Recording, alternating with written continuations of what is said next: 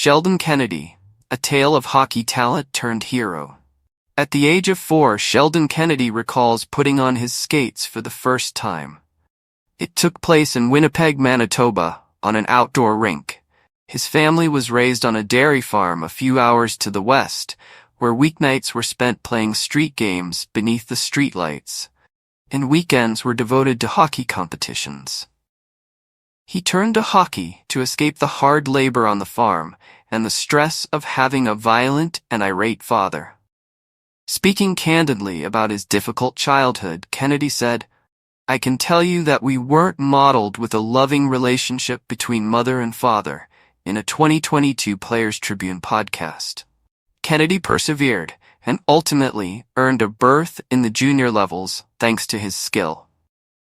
At that point, his junior hockey coach intervened and completely changed the situation. The coach contacted Kennedy's parents, who extended an invitation for the young athlete to stay at home and discuss his future. Kennedy's parents didn't think twice about sending him. They were eager to give him a chance at a better life. This choice would trouble Kennedy for years to come. Despite seemingly being a mentor, his coach mistreated him in the end.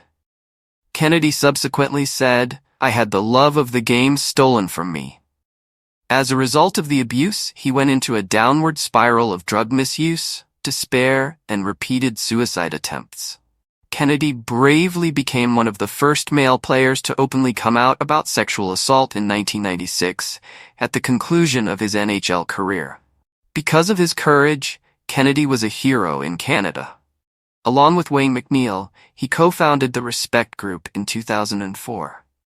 Their objective is to assist Canadian sports groups in avoiding the type of mistreatment Kennedy experienced. Through its work, the Respect Group has brought attention to the issue of sexual assault in youth-serving organizations, which is acknowledged worldwide. Statistics from Canada indicate that child abuse in sports is a significant problem. Organizations such as Protect Kids Sports and the National Center for Safety Initiatives, NCSI, in the United States, located over the border, do millions of background checks on coaches and volunteers in kid programs every year. Although crucial, background checks are only the first line of defense. According to RJ Frasca, Vice President of Protect Youth Sports, the stories are scary. Maintaining open channels of communication with your children is crucial. This may often work even better than background checks.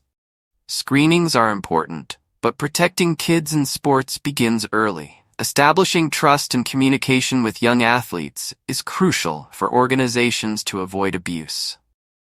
Everyone should be subject to a rigorous screening procedure, but the best way to safeguard our children is to provide a welcoming and safe Kennedy's life story is a sobering reminder of the threats that may exist even in places of trust.